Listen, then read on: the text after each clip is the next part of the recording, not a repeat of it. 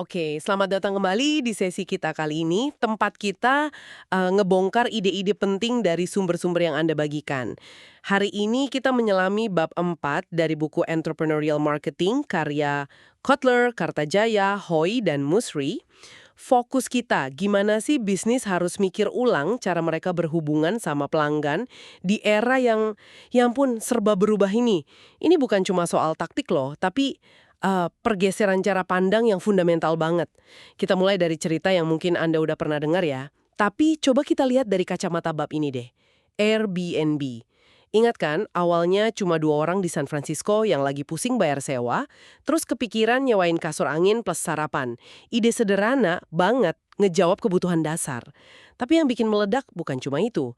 Nilainya pas IPO 2020 itu, wah 100 miliar dolar, ngalahin gabungan raksasa hotel kayak Marriott, Hilton, sama Intercontinental. Kenapa coba? Karena mereka bukan cuma jual kamar, tapi ngebangun platform, komunitas, dan nawarin pengalaman unik yang dicari pelanggan terhubung zaman sekarang.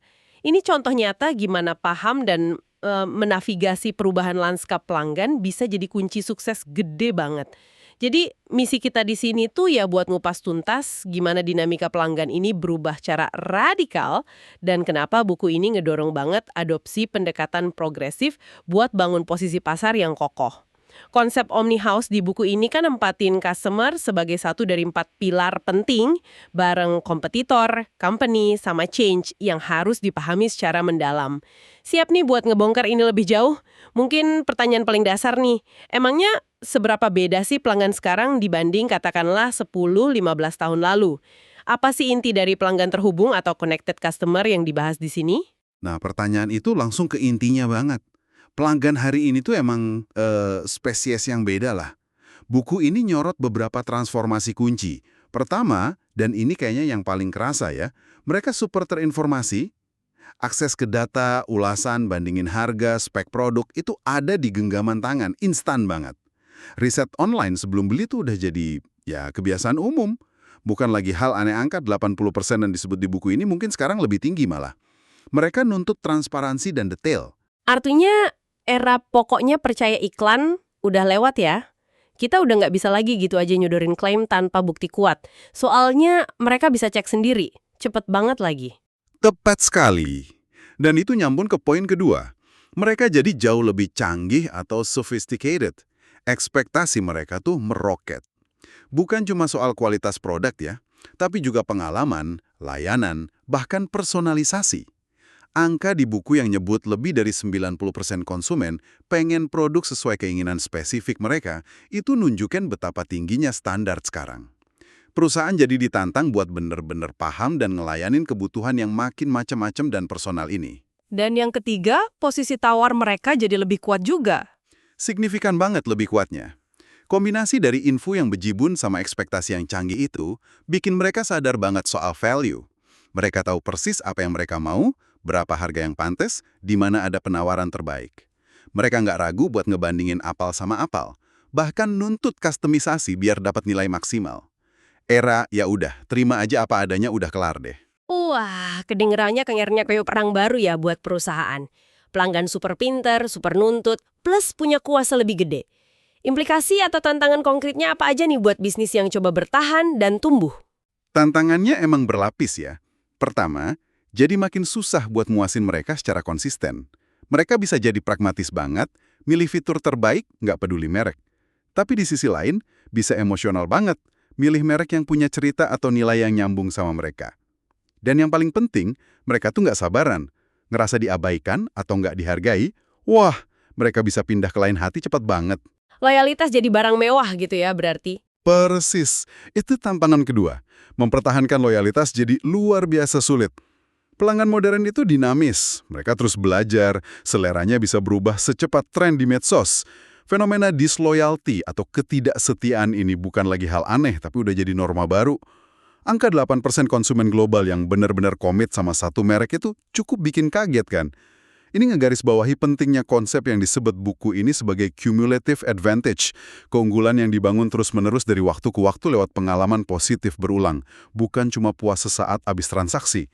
Jadi bukan lagi soal menangin pelanggan sekali doang, tapi menangin hati mereka berulang kali setiap saat gitu ya. Bener banget. Dan tantangan ketiga, ini juga menarik nih. Dapetin advokasi positif jadi lebih beresiko.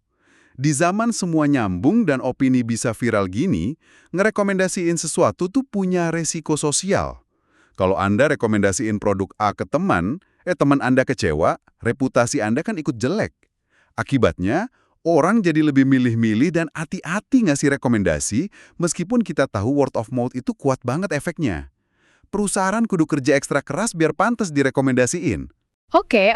Jadi lanskapnya emang berubah total nih. Pelanggan makin pinter, makin nuntut, loyalitasnya tipis, bahkan buat dapat rekomendasi aja susahnya minta ampun. Terus gimana caranya perusahaan bisa berlayar di tengah badai ini? Apa bab 4 ini nawarin semacam kompas atau peta navigasi gitu? Di sini konsep menavigasi pelanggan itu masuk ya? Tepat, buku ini nggak cuma ngediagnosa masalah doang, tapi juga nawarin kerangka kerja buat menavigasi pelanggan era baru ini. Ada 5 proses kunci yang diurai.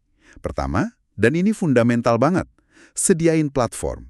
Bukan cuma website atau aplikasi biasa loh ya, tapi platform bisa fisik, digital, atau campuran, yang benar-benar jadi pusat buat pelanggan ngidentifikasi masalah, nyari solusi, dan ngaksesnya dengan gampang. Kuncinya, manfaatnya jelas, fiturnya relevan, gampang dipakai, terutama buat Gen Y and Z yang hidupnya di dunia digital. Contoh kayak aplikasi mobile banking Capital One 360 yang disebut di catatan kaki buku itu relevan. Semua bisa dilakuin di situ. Dari cek saldo, lacak pengeluaran, sampai kunci kartu darurat. Itu bukan sekedar channel, tapi solusi terintegrasi. Jadi platform ini semacam rumah atau hub gitu ya buat pelanggan pas interaksi sama solusi yang kita tawarin. Bisa dibilang gitu. Kedua, platform ini jangan berdiri sendiri. Perlu ngelibatin mitra yang relevan secara seamless atau mulus. Tujuannya, biar bisa nawarin solusi yang lebih lengkap buat macam-macam kebutuhan pelanggan yang mungkin nggak bisa dipenuhin sendiri sama perusahaan. Bayangin aja ekosistem di mana berbagai layanan saling nyambung buat gampangin hidup pelanggan. Tentu ini butuh arsitektur platform yang fleksibel, tapi dengan tata kelola yang kuat, biar kualitas pengalamannya tetap oke. Menarik. Jadi, bukan cuma soal produk kita doang, tapi gimana kita bisa jadi kurator solusi buat pelanggan lewat platform dan mitra. Terus apa lagi? Ketiga, fokusnya ke solusi, bukan cuma produk. Ini pergeseran penting nih. Platform dan ekosistem tadi harus dirancang buat ngilangin pain points atau titik-titik susah pelanggan di sepanjang customer journey mereka. Ini bukan cuma soal jualan, tapi juga ngedukasi cara pakainya, nawarin personalisasi, bahkan membuka pintu buat co-creation. Pelanggan diajak terlibat buat nyiptain solusi yang paling pas buat mereka. Co-creation. Artinya pelanggan bukan lagi objek pasif dong, tapi jadi mitra aktif dalam inovasi gitu. Persis.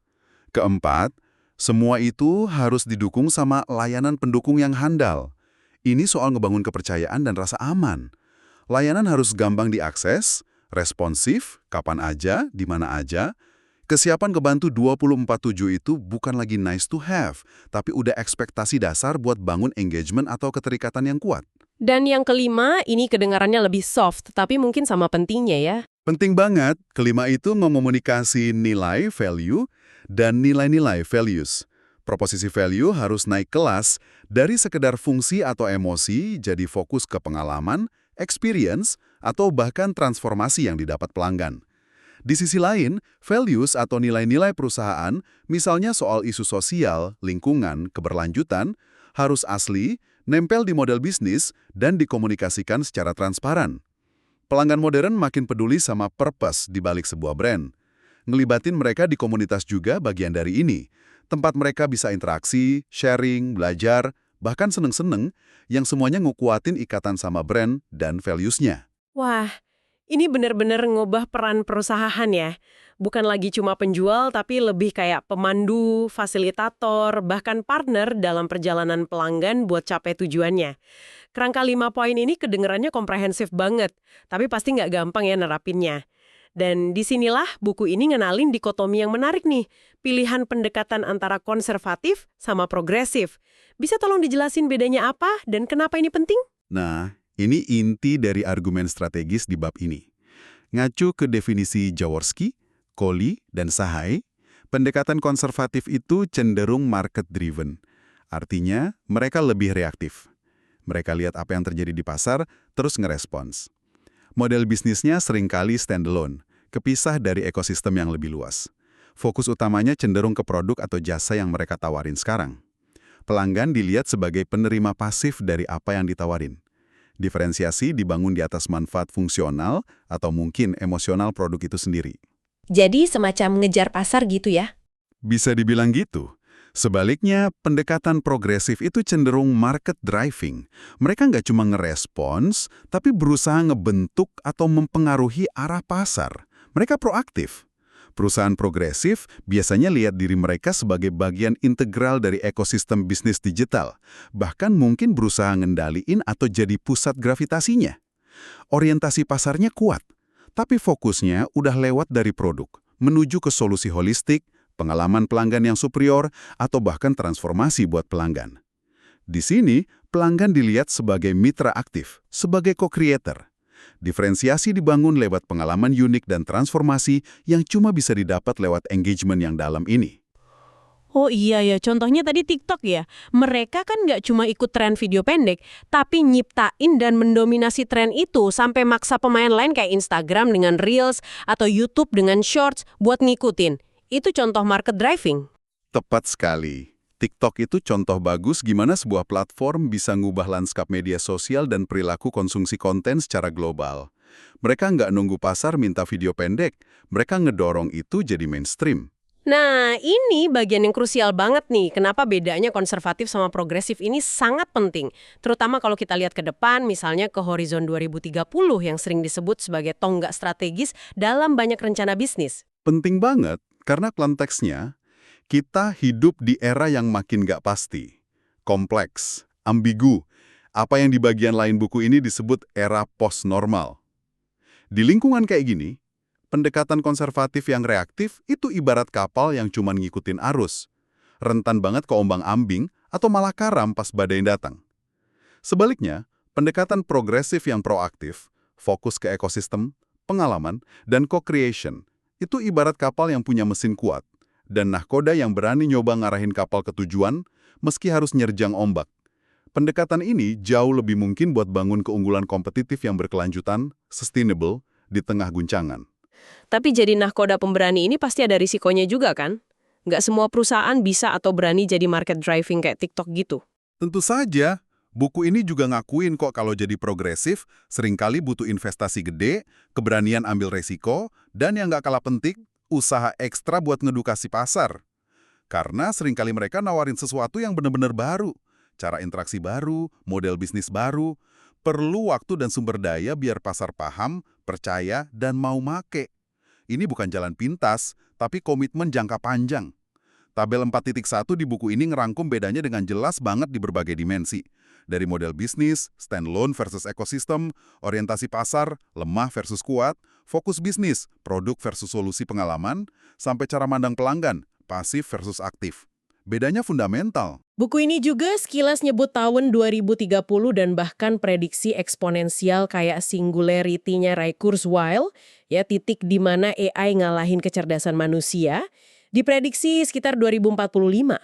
Penyebutan ini kayak ngasih penekanan dramatis gitu ya, bahwa perubahan ke depan tuh skalanya bisa masif banget, dan kemampuan adaptasi secara progresif ini bukan lagi soal bagus kalau ada, tapi jadi pertaruhan hidup mati bisnis. Bener banget. Referensi ke Horizon 2030 dan Singularity itu fungsinya sebagai pengingat betapa cepatnya perubahan bisa terjadi dan betapa pentingnya ngebangun kemampuan adaptif sekarang. Pendekatan progresif dengan fokus pada belajar terus-menerus, fleksibilitas ekosistem, dan hubungan dalam sama pelanggan sebagai mitra, secara inheran lebih siap ngadapin masa depan yang nggak pasti dan penuh disrupsi itu. Oke, mari kita coba rangkum intisarinya deh. Pembahasan kita dari bab 4 ini nyorot beberapa hal krusial. Pertama, pelanggan udah berubah total. Super terinformasi, canggih, punya kuasa lebih, tapi loyalitasnya tipis. Kedua, buat menavigasi mereka, butuh pendekatan holistik yang pusatnya di platform, fokus ke solusi dan pengalaman, kolaborasi sama mitra, layanan prima, plus komunikasi nilai, value, dan nilai-nilai values yang asli. Dan ketiga, yang paling fundamental mungkin, perusahaan dihadapin sama pilihan strategis. Tetap main aman dengan pendekatan konservatif yang reaktif, atau berani ambil kemudi dengan pendekatan progresif yang proaktif dan market driving? Dan penekanan kunci buat Anda sebagai pendengar, seperti yang disinggung buku ini pakai istilah konservatif progresif firmography continuum, adalah ngelakuin refleksi jujur, di mana posisi perusahaan atau bisnis Anda sekarang di spektrum ini. Apakah Anda cenderung reaktif nunggu pasar, atau udah mulai berani nyoba ngebentuknya? Paham posisi sekarang, itu langkah pertama yang krusial buat ngerancang strategi adaptasi yang pas, terutama pas kita melangkah ke dekade 2030 yang penuh tantangan sekaligus peluang ini. Ini bukan sekedar pilihan taktis loh, tapi arah strategis jangka panjang. Jadi, pertanyaan penutup nih buat Anda renungkan. Lihat realitas pelanggan Anda sekarang dan dinamika pasar yang cepat banget ini. Apakah cara Anda bisnis selama ini lebih condong ke ngikutin arus, konservatif, atau udah ada usaha buat ngarahin arus, progresif?